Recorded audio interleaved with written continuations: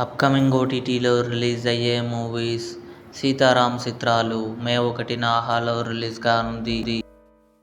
'Spider Noir' May 27న Amazon Prime వీడియోలో release కానుంది. బైకర్ శర్వానంద్, మాళవిక నాయర్ కలిసి నటించారు. మే 1న నెట్ఫ్లిక్స్లో రిలీజ్ కానుంది.